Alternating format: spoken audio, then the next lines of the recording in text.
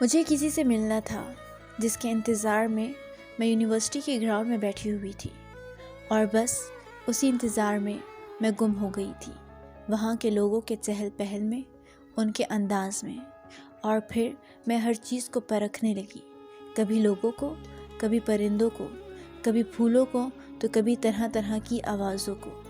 کچھ کرنے کو جب تھا نہیں تو میں ہر چیز کو تجسس کی نگاہ سے دیکھ رہی تھی۔ میرے سامنے بیٹھا ہوا ایک شخص جو شاید اپنے پیپر کی تیاری کر رہا تھا، اس قدر مصروف تھا اپنی پڑھائی میں کہ وہ غلطی سے بھی اوپر دیکھ پاتا۔ ہر ایک خود میں ہی مگن تھا، کسی کے چہرے پر خوشی کے تاثرات تھے تو کوئی اپنی داستان دوست کو سنا رہا تھا۔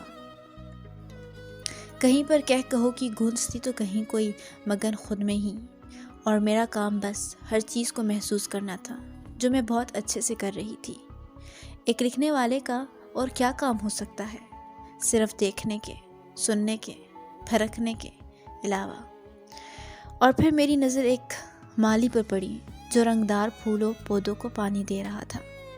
پانی دینے کے بعد یہ پھول کتنے خوبصورت اور تر و تازہ ہو جاتے ہیں نا۔ ان کا خوبصورت ہونا بھی کسی خوبصورت انسان کے ہونے سے ہے۔ اگر کوئی خوبصورت انسان ان کو پانی نہ دے تو یہ کتنے مرجھا جائیں نا۔